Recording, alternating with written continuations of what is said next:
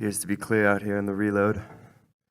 We're out here in Sydney, in the safari right now. As you can see, I'm surrounded by kangaroos to my left, to my right, and we're here now to talk to you about IEM Sydney and a lot more in the news today.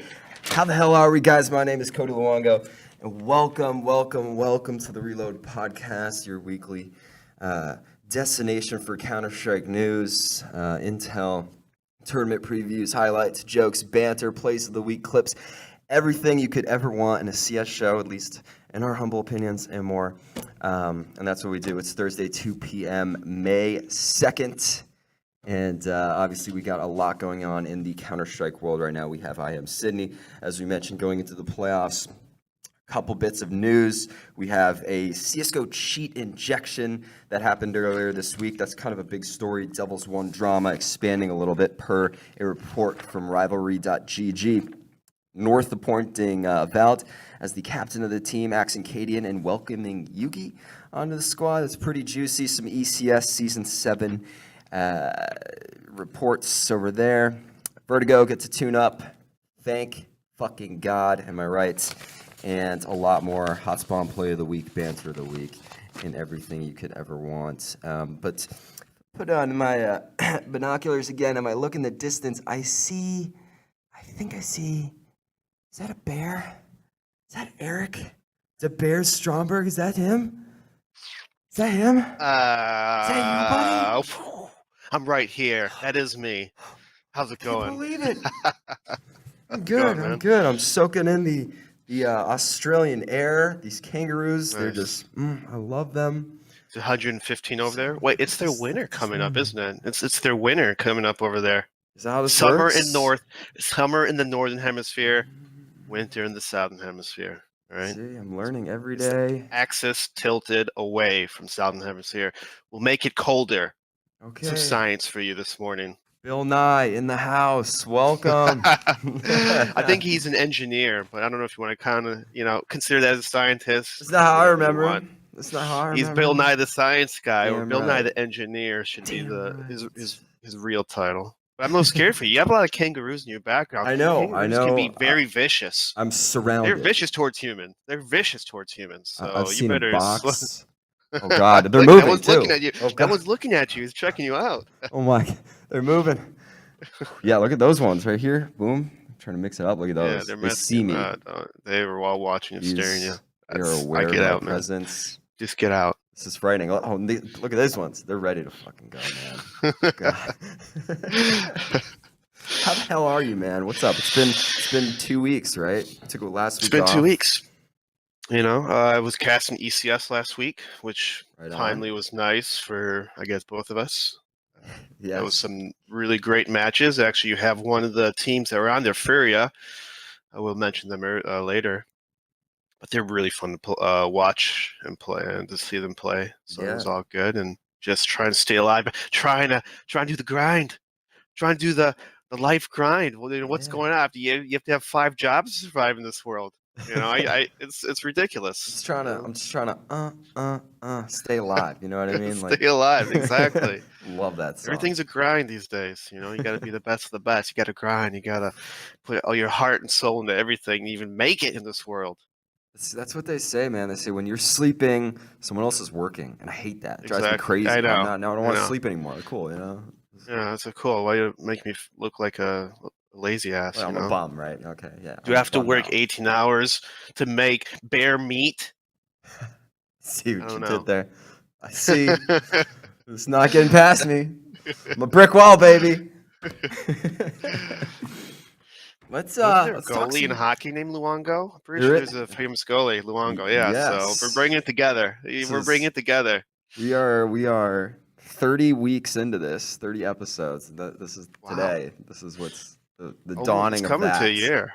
Well, there you go. Yes, there is. I get that here and there. I get that. They're like, oh, are you related? Sometimes I don't know enough about hockey to actually fuck with the person that might as well say yes. Coming at me. Like, yeah, he's just a cousin. Depends where I am. If I'm at a bar, I'm like, yeah, all day. It's great. Shots free. Really good glove, in the net. You can't beat him on his glove side. Never. No. Like, I got a glove for you in the back if you want it. I'm like, just cover my tab after. Just throw him a baseball glove. I'm like, there you go, buddy. That one's on the house. Yeah. So Counter-Strike, right? In the news. CS:GO in the This news. What's in the news for week. this week? I'm glad you asked, right? Because we have a CS:GO cheat injection scare. Have you heard anything about this? So, okay, this is the video that I saw, and I didn't read much of the context, but the guy in the video says it's a bug, quote unquote, and is this the same guy or is this a different one? I find it really ridiculous to believe that someone can inject cheats to someone else's computer. That's really scary. Like really, really scary because it could happen to anybody if this is true. Like, is there an official article saying this is true? Because I mean, this looks kind of weird. There is nothing official. Valve took down lobbies Oh, look at that. temporarily. Yeah, look at the Oh my screen right goodness. there. Okay, that's kind of scary because it looks like they're hacking the entire server and everyone in it, and so yeah. injecting cheats on other people's computer and getting them back, man, that is fucked up. I don't think there's an official statement or article. I just saw a couple of videos, and obviously the best clickbait headline is cheaters injecting software into your lobby, like in terms of like wanting to pull you in to read that. All I saw was that Valve has supposedly fixed this, like roughly around like 24 hours afterwards. How did people figure this stuff out? I don't Able know. just that's just wild. But look at that. See that? Look at the look at That all is those things. so. That looks like you're in like the hacker underworld. Yeah. Like really. So I mean, they supposedly fixed it. They called it an exploit, and then what I also learned was that I guess Valve has like a bug bounty program. Have you heard about this? So they'll like pay you to like find bugs as well. I found this like it's just like a piece of like additional Oh, that's pretty cool. news. They have a website, yeah, it's like called like Valve Hacker or Valve Hack or something like that. But they'll pay you like up to $10,000 if you can find like a major bug. You know what I mean? So 10,000. That must be a spicy bug. yeah, exactly. They Fine. have like a scale, right? Where it's like it was all in like decimals and numbers, way beyond me. But it's like basically they can like judge the value of the exploit that you find, and then you get like a corresponding amount of money for that. Did not know that. I gotta check that out. I don't know of any bugs really, anyways. So this seems like it's more of a coding thing than actual in-game play, as you see right there. I don't think you'd actually do it in-game other than outside cheats or outside coding software to do it. So Yeah, probably way beyond me in terms of actually finding any worthwhile bugs. yeah, I think so. I do Except know for drawing on the map.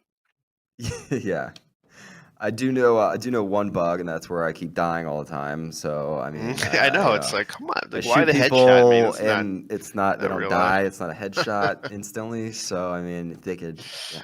It's messed up. The game's Beat that. obviously broken. I don't miss. It's facts, man. It's facts. I'm gonna definitely report that one to them. I think that's what's coming up. Next in the news, we have Devils 1. The drama thickens. So you said that you weren't really too aware of this. This was a piece by Rivalry that I saw. As they said, explosive allegations complicate the Devils 1 story. So, as you may or may not know, the team disbanded after they were doing quite well, right? They just formed. They qualified for the second group of the ESL Pro League Season 9, and they got a first-place finish at the Lotto Club. They have Taz on the team. So, like, everything was looking really good for this squad. I mean, depending on, I think, a lot of the organization owners are basing performance way too heavily off like HLTV rankings. Like if they're not in the top 20, they're not doing well, right? So at first I think that people were thinking, or maybe the organization was thinking, that they weren't performing up to their standards. And then the main thing was that how do I say this? They just think that there was a discrepancy between like the salary versus how well the team was playing. So in this report, it was said that basically Taz was first off stated as being like a shareholder or an owner in the team. And then through this report from, let's see, Westlow Esports, they basically said that Taz asserted that he was never actually a co-owner of Devils One, despite the organization's extensive marketing effort towards making this a thing and making this aware that he was a part of the shareholders. So I don't really know how actually big of a story this is per se, but it's just a little weird, a little shady that the organization and Taz would go along and say that he's a shareholder of the team and then not actually being that. Yeah, I don't understand, unless it has to do with something about payment or something else. I don't understand the controversy like of lying about being a shareholder versus not being one. I can understand for other, maybe, yeah, I'm not a businessman, so it kind of, I don't understand why is it a big deal? Is it is it the fact that he lied in the beginning? Like, what's the point of lying about it in terms of not lying? And I don't know, man. It's kind of weird. From what I gather, it's kind of like, it's like if like say like to make like a parallel to this, like say Device broke off from Astralis and he started a new team and it's like his project, you know what I mean? Like people would be really, really hype about that, I would imagine. You know what I mean? Instead of a random team, you know, new team, Device joins it, still pretty cool. But I think it was like a marketing ploy to get that Polish audience to get behind Devils One because the brand looked cool. Okay. The name All was dope. Apparently, they wanted to call them Black Devils at first, but they didn't because racial bull crap. Why is it racial? I don't know. That's what they said. Can't say black anymore. I mean, This is the world we live in. What's now, wrong? I guess. Can't say white. Can't say yellow. Like, what color can we say? Say purple. Are there any purple people out there that are offended? You know, I know people are more offended by saying African American than black because half of them are not even from Africa. They were born in America, and so it's weird. I don't know. We're all backwards here. Yeah. You're never safe anymore today. Never. Can't say black. Okay, whatever. Yeah. Whatever. Whatever. Social media can do their thing. That's that. We also had North Point Vald as the captain of the team. They axed Cadian and then brought on Yugi. That is very interesting indeed. Cadian, I believe, was the Opera and IGL for North team. And, you know, he definitely didn't bring the best of number-wise, but obviously, you know, once you change on IGL, coming with new tactics and stuff, I'm curious to see if Valde is going to try to reform a little bit off of existing tactics or completely come with a clean slate with new Yugi as an opera. And I like Yugi's opera. I was actually trying to figure this out, why he wasn't playing for Optic at the ECS tournament qualifier thing. Because, you know, I was always saying Optic can be a good team, but they don't have a solid opera. MSL can op, not amazing or anything, or a big impact player as all the star operas you see today, but, you know, he can hold an angle, hold some shots. And so we thought I think Optic announced that they're going to do a 6-man roster at the start, but obviously maybe it was just Yugi didn't like that. He wasn't getting playing, so he looked for a new team, and I think North is a really great opportunity for Yugi. It's just the IGL part now. Is Valde going to be a good IGL? IGL is not an easy role. You have to do a lot of work, and Valde was their big fragger. When North was doing well, Valde was the one putting in a lot of work, doing a lot of heavy lifting for the team. So him to switch to IGL, I wonder how much is going to impact his fragging potential. It always does. So it will impact him in some way, but he's able to at least bring out consistent numbers sometimes, like a Glaive, who can top frag and IGL at the same time. So actually, I think this is good for North, regardless of the IGL switch. I think Yugi is a very powerful, explosive opera that can really do some work in North. Yeah, Yugi he's a class act. He's a lot of fun, exciting player to watch on Optic. Like I always got behind him. So I think this is definitely like the better move in terms of an opera filling in that role for North.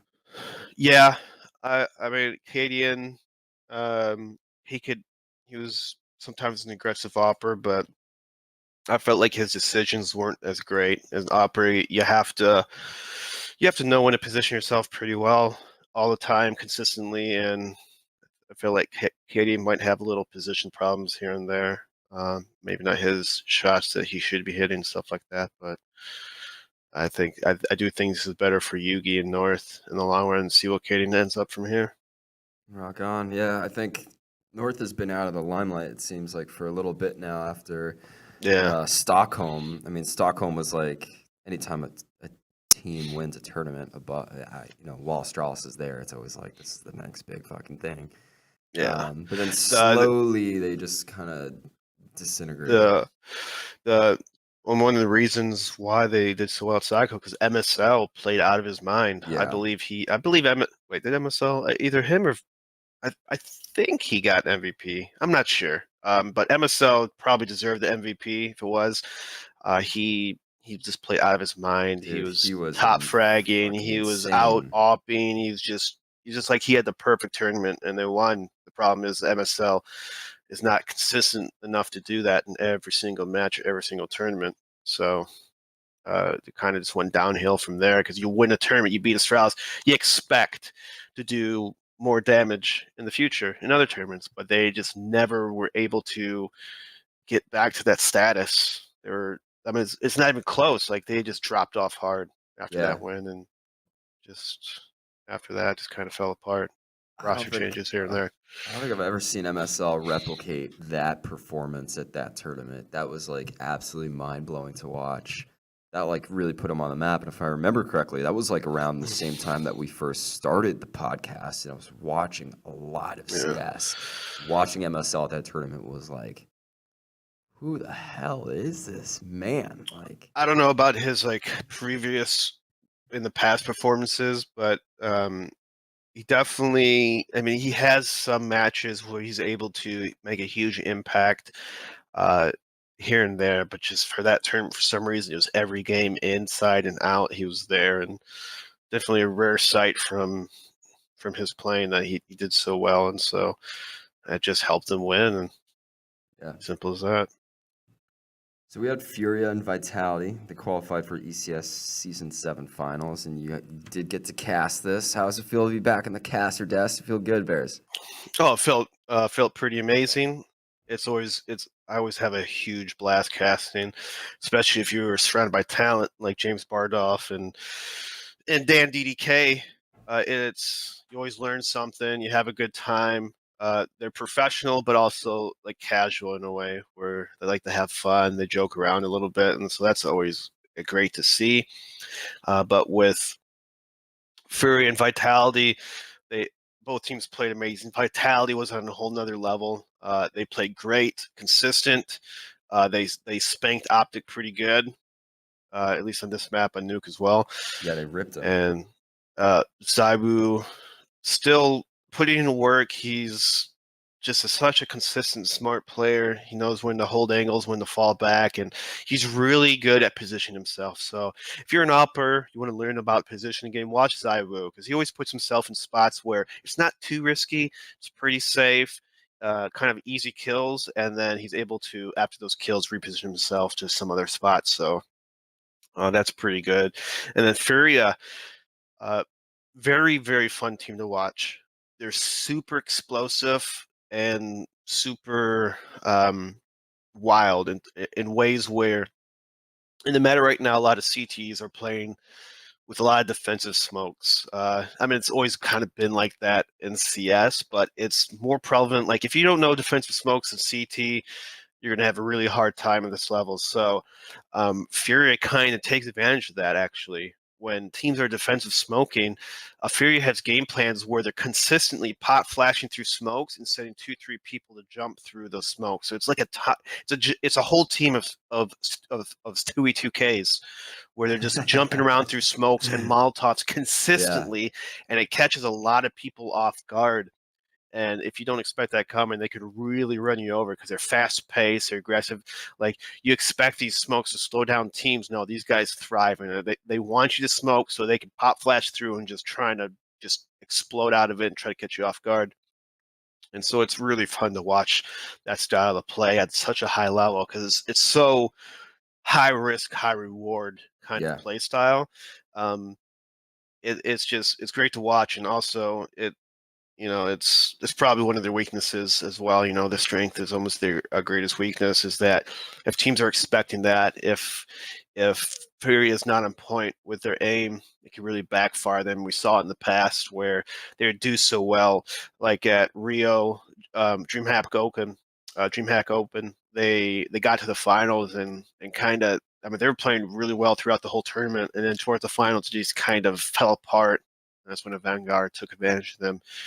So Yeah. it's key to note that they have a lot of potential and possibly could take over the number one spot in Brazil. I mean, I wouldn't be surprised if they do in the near Yeah. future, just by how MIBR is playing lately. Yeah, I like Fury. I like the brand first off. I do like that they have that explosive kind of play style, the pushing through the smokes. That'd be very unnerving for the other team. You know what I mean? You see a smoke, you're like, are they gonna come charging through that? I'm not quite sure. You know what I mean? So it puts them on edge. But on the other hand, like I agree with you that it might be a little bit to their weakness, play to their weakness, because it's only a good idea if it works. You know what I mean? Yeah. So, does that kind of play work against like a more defaulty style of CS? Like, Yeah, yes if or you no? expect it, it does become a lot more difficult. Fury does have insane aim to really back up some of the, if they get caught out in weird spots like that. It's just sometimes it's so hard to expect it all the time because at high level play, you have to work the map, you have to be careful and peeking and stuff. And so Fury is really good at just eliminating, some of the tendencies to where you can't over peak on Furia because sometimes you might expect them to explode somewhere. They might just all be sitting there waiting for you to peak. Like moves like that are very strong. So Yeah. it's pretty nice. Back to Vitality very briefly before we move on. Do you think Zywoo is like really the X factor in this team? 'Cause people almost, I've heard him being referred to as the next Simple. Would you agree with something like that? His aim is really great, and he hits his shots. I think to call him the next Simple is a little bit because Simple is a little different in terms of Simple's entry killing and doing what he's doing, which is that much more impressive a lot of times. Yeah, he does save his op. Yeah, he sometimes on CD side is a little bit of a baiter, but look on T sides, Simple is doing a lot of the entry killer. Zywoo does entry pick sometimes with his op, but not on an aggressive level like Simple. Simple is just, he's wild in terms of just peeking, while Zywoo is more of a safer player. He does have a lot of potential, but you have to think his teammates too. Vitality has a system where it's not like Astralis, but they do baby Zywoo a little bit in terms of putting extra protection there. You always have an Alex or RPK kind of anchoring down the spots that Vitality's not working towards. So always expect like RPK to watch a flank or Alex trying to lurk through the flank, as Apex and BK kind of are the sound entry killers of the team. They're making noises, they're peeking around, they're trying to find information for Zywoo, who, if he's not holding an angle to pick as a T side, he's kind of working around Apex and BK to find these pockets to kind of bait them a little bit. Okay, there's a guy over here, let me post up for here, and then they can work off that. So it's they do put in work. You gotta have to think as a team. You can't just be on any team and do that great. Yeah. You have to have a system, and Still they have a has his system training that wheels on him. it's a system that complements Zywoo. Yeah. He's a patient player, so he's he's in no rush to really go fast. No pun intended, but he can he can hit his shots, and he does put up the numbers like Simple. So I can see why people get that, but he's still a little bit far away to be a Simple. Like Simple is still the complete gamer, and he's just a monster entry god. killer. He's just a He's god. really good. He's really good. Yeah, it He seems like lives and breathes Zywoo. CS. I agree with you. Zywoo, kind of the system in place with Vitality, as you said, complements him. It seems like he's playing the long game in a way, and I mean, Yeah, he's taking his time. He's patient. The kid's good, but I don't think he lets it get to his head per se. So I long mean, if you term, do going this, to benefit if you him. could do this for at least a year, like consistently play like he's doing, then you could start, putting him in the top 10 players of the game. Yeah. Just wait a little bit for more long term. Again, he's still kind of fresh to the scene. I mean, as I say, fresh, like 6-7 months, still relatively new. Yeah. But again, a lot of potential, and these are great point of view to watch. If you want to learn about positioning and like just how to op well Yeah. around your teammates. Definitely. Last bit we got in the news, real quick, is we got a late April update. Got a new map, got a couple new maps, and Vertigo gets a tune-up. Wow. Pull this video up right now. This was the update. No, I never skip leg day. Thank you very much, CSGO Dev. Wait, it's a CS map, so it's a hostage map. Oh, wow. Yeah, you're right. Is it CS? Is that right? That was. Is that CS? Yeah, I guess so. Why did I put day workout? Wait, when you played, were there hostages or bomb plants? I only played Ruby. Ruby was bomb map. Damn. So we Beautiful, might I add. Look at that gym I'm port. assuming it's CS. It has to be hostages. Wow, I haven't played Hostage in forever. Yeah, honestly. it's been a while. It's been like It's almost a decade. it's not competitively viable really that much. And so so this map, Vertigo. All right, so break it down. I'm assuming so you see the spawns are just a little bit farther. This gives people in B a little more time to position. This is a pretty big one right here. That's a pretty big change, which is nice. I like how you guys have everything there. Okay, nice. I like that. This blocks a lot of just operas just camping there, getting free information while being safe. This right here as well blocks that bit. Okay, that was OP. I didn't even know about that. That's OP. That one gives a little less spam, so you can't really just completely obliterate behind the that guy. corner. Yeah. So the spawns are a little farther back, gives the CTs a little more time to rotate or to set up in B, because T's could literally get there on the ramp right before the T's can, or right before the CTs can enter, and so a little different stuff. You see the box is a little different. Okay. So in A bomb site, the plant spot's a lot smaller. You could have planted a little farther. So in the A bomb site, there's almost a guaranteed plant, because you can't do anything about it, because they could plant beyond the wall where you can't spam. Now with a new update, you have to go deeper as a T, so expose yourself a little more. You have to maybe take a little more aggressive. And this is different. The elevator rooms have a lot less, I guess, fixtures and boxes or whatever to really. Oh, you can't run boost anymore. They took away some pallets in there as well. There's a whole list of notes. Yeah, and it definitely some changes. Major, yeah, you have to say definitely major change because of the spawns and how some of the setups are different. So I like it. In general, in general, I kind of like it. I haven't played too much about it to completely understand all of it, because it just came out like a couple days ago. But I've played a couple times on it already, and I mean, I enjoy it. I enjoy the map. I enjoyed learning new maps, and so it does make B a little easier to hold, I hope. Given that extra like 3-4 seconds of time could be a huge deal, and get in position without being spotted, and be able to throw off your Molotovs to kind of throw down on the stairs and whatnot. Yeah, they've slowed it down slightly. You know what I mean? Just a little bit reworking of the T spawn.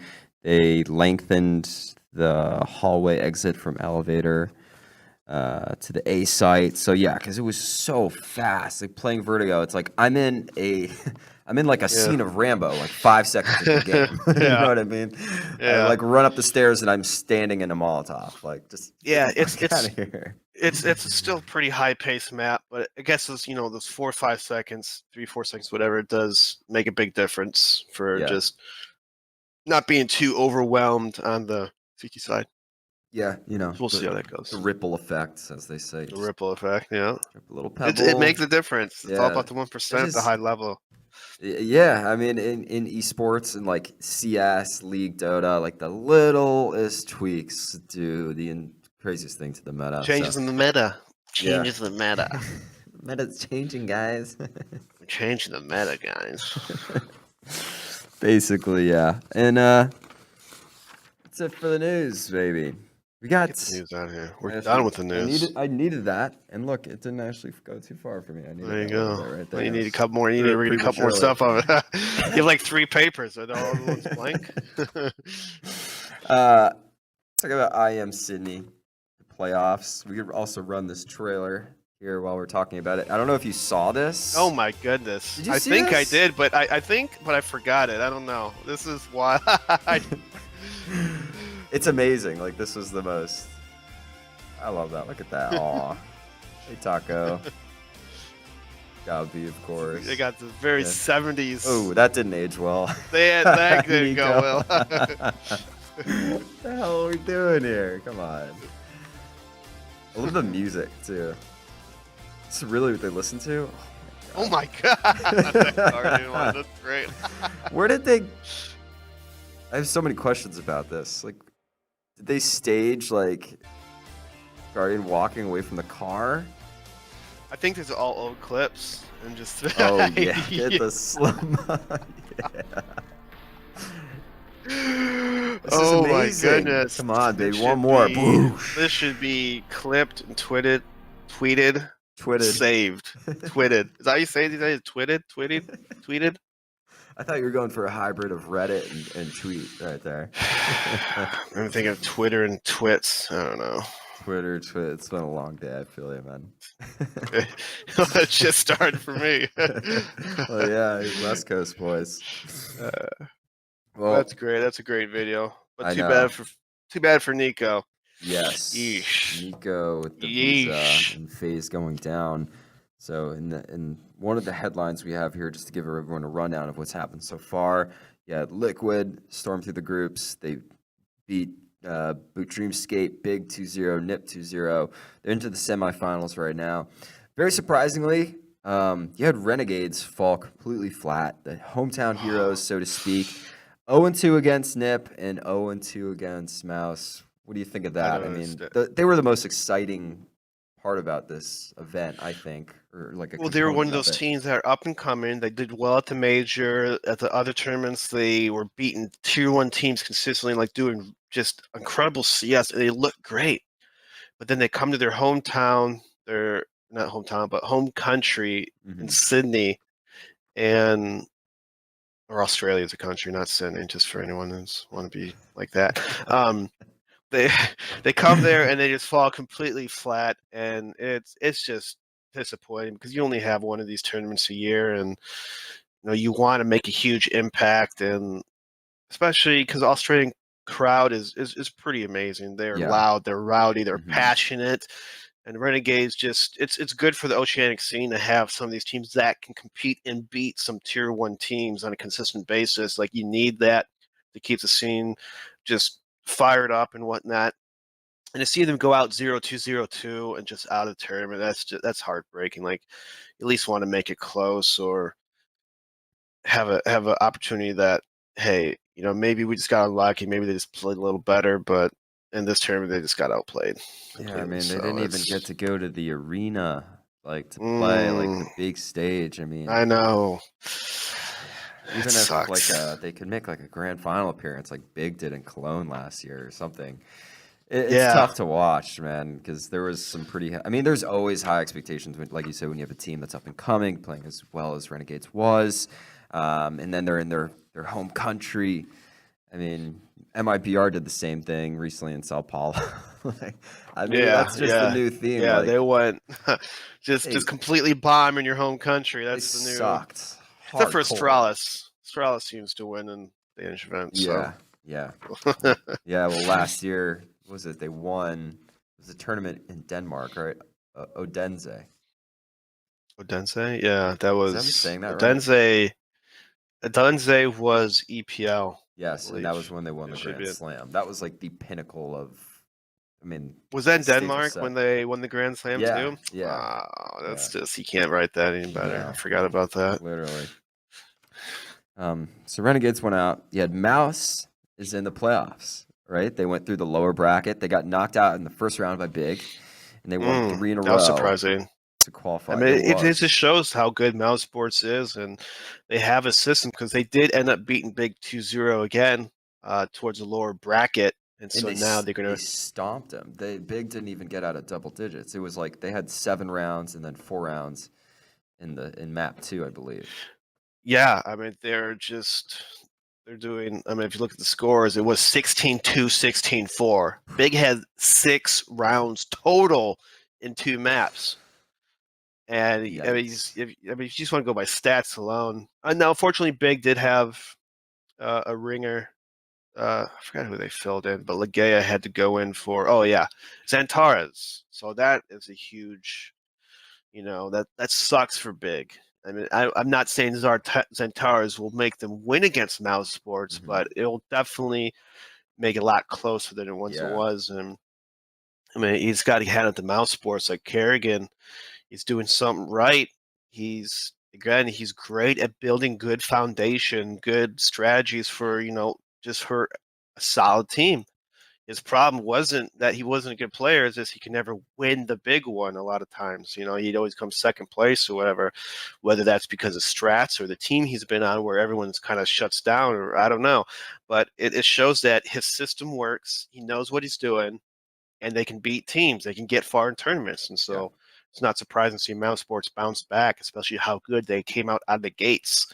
The first couple matches they beat some notable teams that's been together for a while. So it's just really cool to see pretty much a team of leftovers. I wouldn't say leftovers.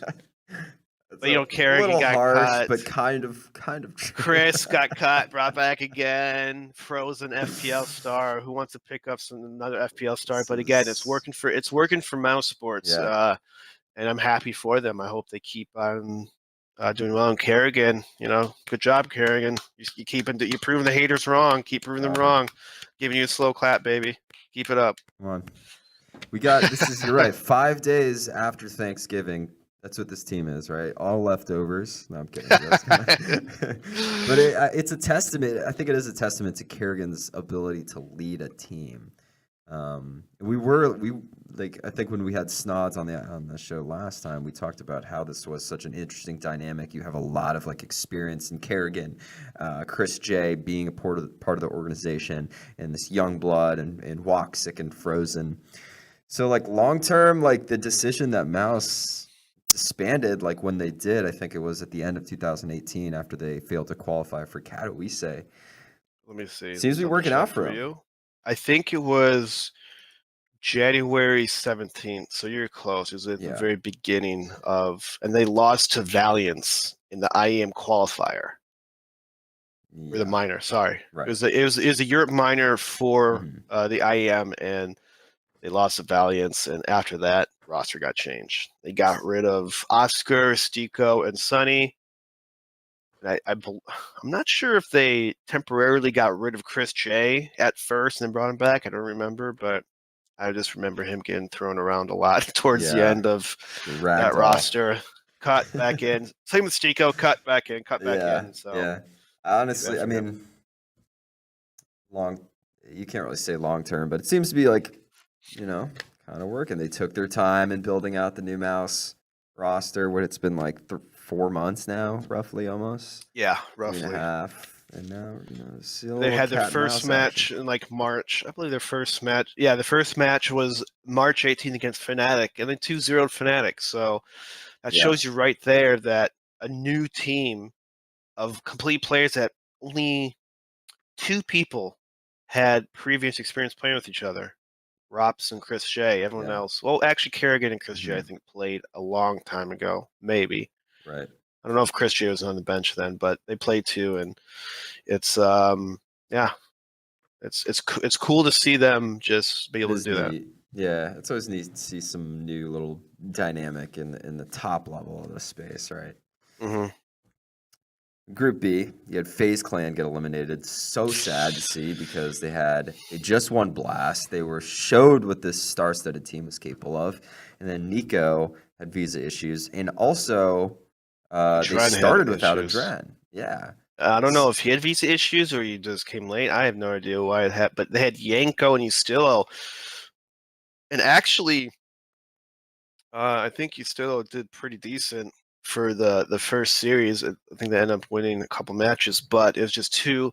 At a term like this, where all these amazing, a lot of great teams, it's just hard to fill. Like you have two fill-ins at one point, and then you have a Dren who hasn't been playing that well to begin with. He's been up and down pretty inconsistently, except for the blast or not blast, whatever the term they want. I can't remember right now. Blast Miami. Blast Miami, was that? Okay, yeah. For them, I don't think it's else. But yeah, so Blast Miami, they just won. And, I mean, Dren played really good that tournament. Dren was on point. But the thing is, the problem with the Dren is, like, he's not consistent enough for people to be scared of him. Like, this game's all mental. And, like, you look at FaZe a year and a half ago, people were terrified of this team. You know, they had pretty much all-stars, Rain, Guardian, Nico. They were on top of their game. Olaf Meister, a legend. You know, they were pretty much a team to be feared, and people were scared of them. And now, like, over the time, you know, you lose more matches, you lose that confidence, and people will lose that fearness of you. And, you know, you see Yanko. If you're playing against Yanko, yeah, he could be a good player. He could be, you know, amazing player. But if you don't respect them, if you don't respect timings and just do all this random crap, even the best players can get caught off guard. And after a while, they just start to bully that person over and over again. So eventually, you got bullied out. Just how it is, man. It sucks for them. Sucks for Nico. Thought Yeah. maybe he would make it for playoffs. He did it. And I it hope sucks, he too, didn't. because he's the IGL. He's literally the Yeah, IGL of literally. the team. It's like chopping off the head of Yeah. the squad. Even though, I mean, the strats weren't that great, but the point being, he's the IGL, and he's, you know, sometimes your top fragger. Like, he would be holding them together a lot, and your top fragger, your IGL's not there. That's going to hurt the team. You're not going to do well. And now you don't have a coach either. So Yeah, you don't have a coach either. So Yeah. just everything looked wrong for FaZe, and pretty disappointing. I mean, what can you do, though? I mean, lost to Energy 2-0. Energy's been really, really good. But then they lost to Greyhound, which is definitely, you know, a lot of people is going to look at that like, well, we didn't have our lineup there. Yeah. But should they still lose a Greyhound? That's the question. I don't know. I thought they would maybe pull that one out, but I guess I was wrong about that. So Greyhound looks like a NRG, better team. yeah. I mean, Greyhound's not looking terrible. NRG, on the other hand, on the brighter side, looking phenomenal, crisp. Against Vici Gaming, 16-4. They beat FaZe 2-0. And then they beat MIBR 2-0, which I was a little bit surprised. They beat them 16-4 on Nuke, crushed them, and then 16-11 on Overpass. Now, NRG is in the playoffs, baby. So let's see, we got the bracket right here. We can pull it up just for a little visual for my visual learners out there. Check it out. You got MIB against NIP Mouse. for Fnatic. That should be a really fun one. That's Those are like really that's a classic bout. Yeah, two really great matches right there. MIBR and Mouse Sports and NIP and Fnatic. I think obviously both series pretty good, but NIP and Fnatic should be a little extra special because it's two Swedish teams trying to kill each other. And they've always had like a little rivalry among the years against each other, you know, Karn versus Heaton, that kind of thing. So actually, I don't even know if Heaton's still part of NIP, but that's how I remembered back then, and it was beautiful. So yeah, this the classic bout, right? NIP and Fnatic, it seems like, and it's a nice little playoff mix we got here. Let's two North American teams in the semifinals. What's going on, guys? I like to see it in Sydney, baby. That's what I'm talking about. Run me through this bracket right now. Who's advancing? Who's going to the grand final? Let's hear it. Oof. You know, even though everyone would probably think Mouse Sports over MIBR, I feel like MIBR might have the edge just in playstyle wise.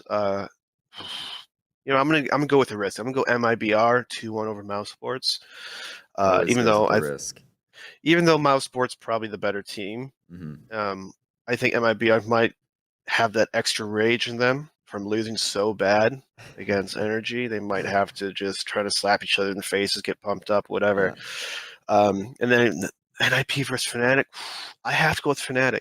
Like, I don't know, man. These are like 50-50 games here. Yeah. And any team can pretty much win. I think Fnatic, just because they have a little more fragging power than NIP, and NIP always seems to be really inconsistent.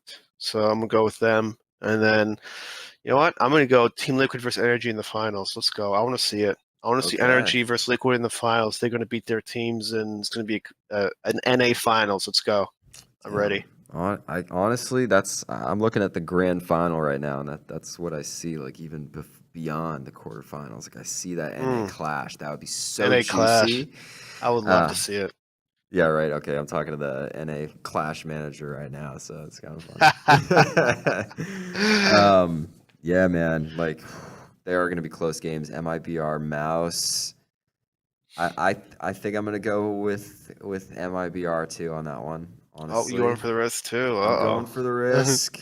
MIBR has been looking, I mean, bearing with exception to their loss to NRG. I think that the team is starting to get the ball rolling.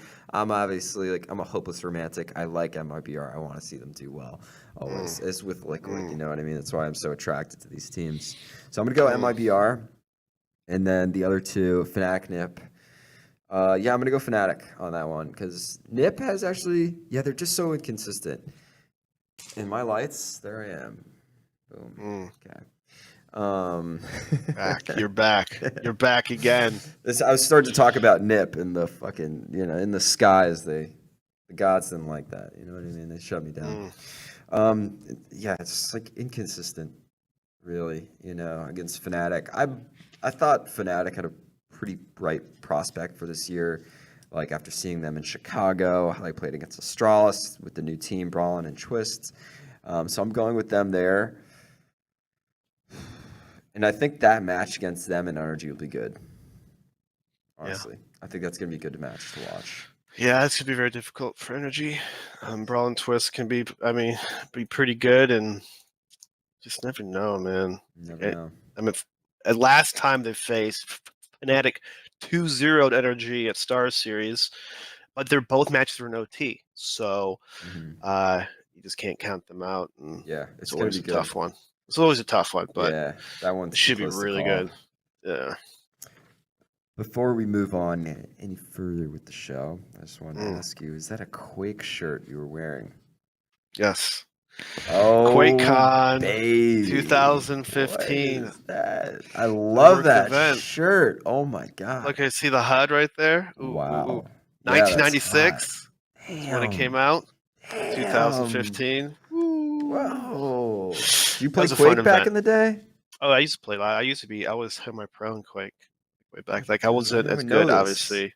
This is undocumented Bayer history. It's early 2000. You guys weren't even alive in early 2000s, right? Esports wasn't a thing until 5 years ago, 6 years ago, when people started becoming mainstream. But I used to be semi-pro in Quake, and I played a lot against some of the good pro players, and it's fun. It was one the most fun kind of game because it was one-on-one, and it's a huge learning curve. Like if you're a noob in Quake, it's not like CS where you can accidentally kill someone. If you're a noob in Quake, you won't win. You just won't come close. That's just how it is. Like there's no accidents in Quake. There's no accidents. It's just planned, timing, strategy, and hitting your shots. That's it. That's all it is. I dig that. See, I never actually played Quake, but like the way you're describing that in terms of the learning curve. It's hard. Yeah. It's hard. I mean, it was like, that's what makes a game such an amazing game when there's that high skill ceiling. And it's like Halo. Yeah, like you said, like you can find success in Halo as a noob. Just pick up 2 SMGs, you sneak up behind someone, and they're dead. You're gone. You blow them away. I don't care how good you are. But what it sounds like in Quake, like I could dig that. But what's actually really funny is I was at an event last week in New York, and I was talking to a lot of these guys in the industry. They've been in for a while.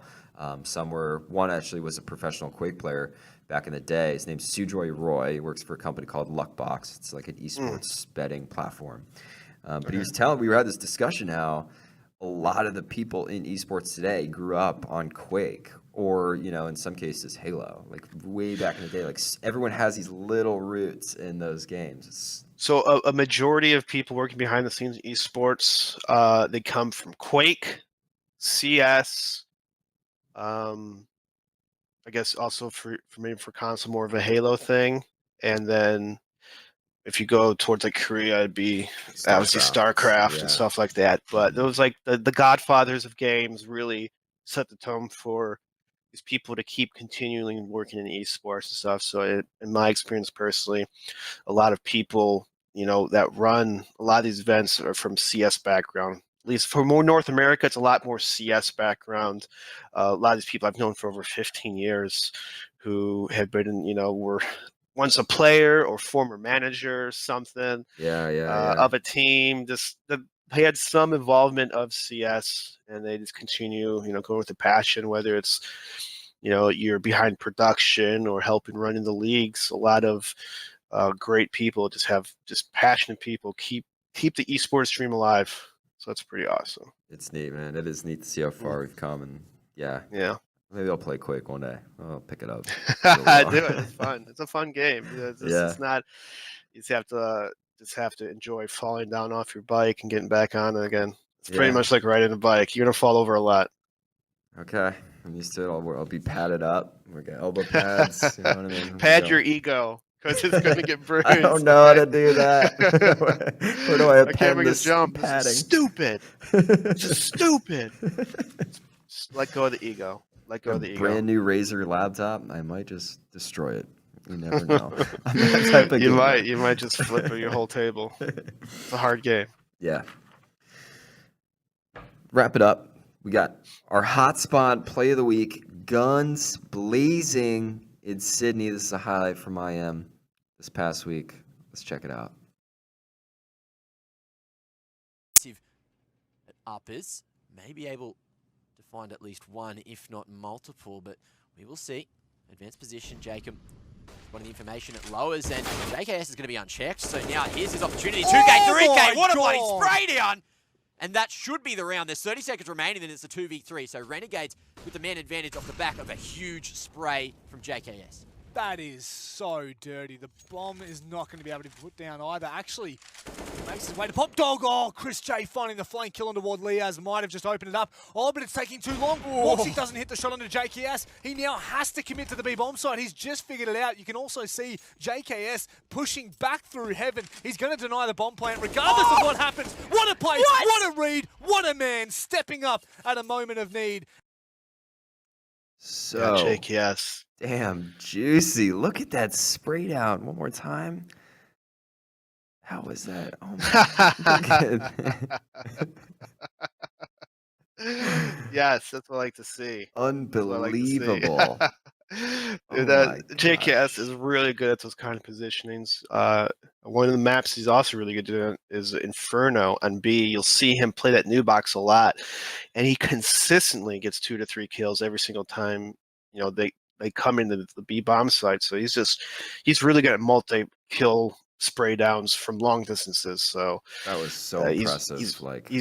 It's not easy to do when, you know, the pressure's on, you're on the stage, well, not really on stage, but you're playing, you know, in front of tens of thousands of people watching you. You're going to feel a little nervous. Your aim's going to be not as crisp as before. You're going to be a little shaky, but so it's you know, he's been really consistent for Renegades. Yeah. And as a whole. That spray down was absolutely dirty. And then at the end, just, you know, takes down the bomb plant and then a one. Great positional play. He played it smart. He didn't get, he dodged Woxic like two times. And as soon as Woxic went to the bomb train plant, JKS quickly, without hesitation, hopped down and killed the planter. So it was a pretty, just a fantastic round from JKS. Juicy. I love it. That's our Hotspawn play of the week. And lastly, our banter of the week. And Bears, you're going to know exactly what this one is. I want to hear, we're going to roll the clip, and then I want a little explanation from you on what happened here. Let's see it. X factor of the match. Let's check it out. What is it going to be? Rainbow Mask. All right. So it's back to train. Destiny with 2 frags.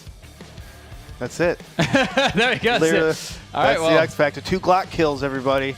That's all you need to become That's the X Factor. a Hyper X Factor. 2 Glock kills and a pistol round. What are you guys doing? Like, X Factor of the match. Let's check it out. What the hell was that? They're trolling us. They straight Really? up, they either forgot to do recording the entire series or they just straight up trolled us. So I wouldn't be surprised for either one because the production at the Face It, they're a great bunch of people. They're pretty funny, hardworking, and just decided, they have a little fun. Yeah. Like if it's a 2 Glock kill, why not? There was no explanation about that. No, they were just like, You never we were like, what are asked? you doing? After they just started laughing at us, where it's like, whatever, they're just trolling at that point. Oh my You god. know, that's they're just hilarious. trolling.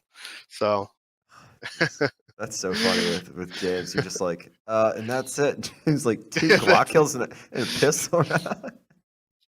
James is very funny. He's a very dry human being. It's very funny. Yeah, that's absolutely hilarious. I found that on Twitch clip somewhere when I was actually pulling the play of the week. I saw that clip, I think, and I was like, "Hey, let me check this out." Thankfully, someone clipped that because that's a piece of gold right there, man. That was great.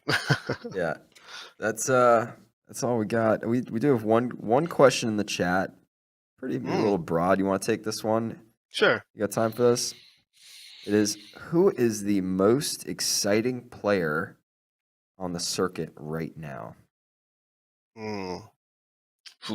I mean, Simple's always exciting, obviously, but maybe if you don't want like a mainstream, I like watching. I mean, Zai Wu is just fun to watch because he's just a person that kind of came out of nowhere, started dominating. He's pretty good for opping. I think I like Sanji from a Vanguard. He had a breakout tournament at Rio, DreamHack. So he had a lot of snap aim, a lot of great positional kills, big impact player. He's more of a rifler. And then maybe who else am I thinking top of my mind? I got 2. Man, there's so many good players out there. I would say, let's just say, let's do Naf from Team Liquid. I like that. He's also, Yeah. Naf is a very solid player, very smart. He's a clutch player. So maybe if you want to watch more of a clutch, how a person like they think in mind of clutch situations, watch Naf. So give you an opper, a rifler, and a clutch player to look at. That should keep you guys busy for next week. Yeah.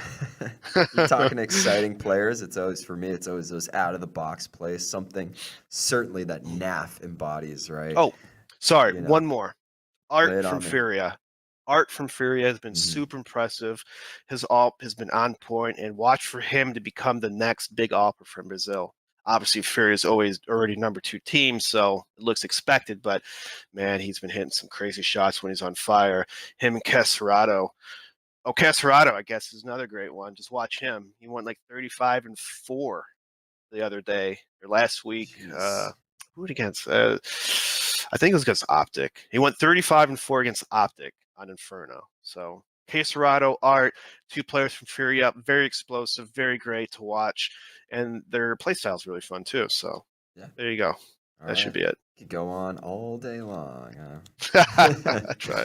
Yeah, Try it. A lot of exciting players out there, man. For me, it's always like I was saying, those out of the box plays, those things that was building those moments of tension when they, decide to crawl around the map, sneak, little lurky style. That's what I like to watch. Even though the spray downs like NAF, JKS. the NAF would be more of your style. Yeah, watch more NAF. of NAF if you're kind of like that lurky, a clutch factor style. Yeah. So or like I've seen James do a lot of that.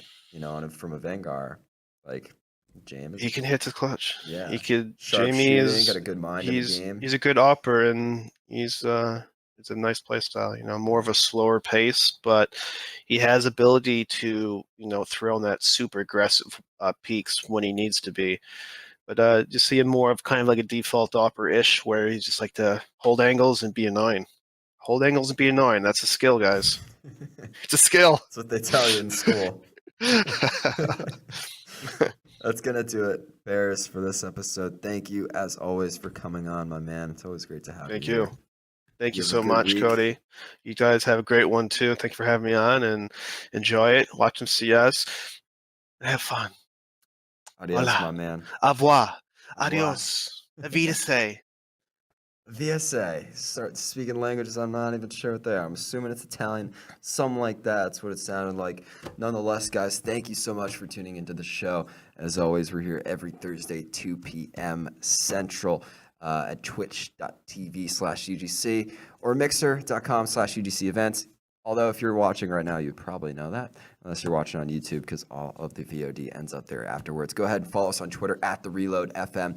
Find highlights from the show, highlights from CS coverage, and huge shout out to UGC who produces the show. My man Tony over there in the control room giving me the thumbs up, and obviously our sponsors at Hotspawn. Go check them out for the best in esports news, data, analysis over at www.hotspawn.com. Find some work from myself and others on CS, League, Dota, StarCraft, PUBG now with my man Adam Fitch on the scene there doing some coverage and just a whole bunch of great stuff and more. Again, my name is Cody Luongo, and thank you guys for watching. I'll see you next week.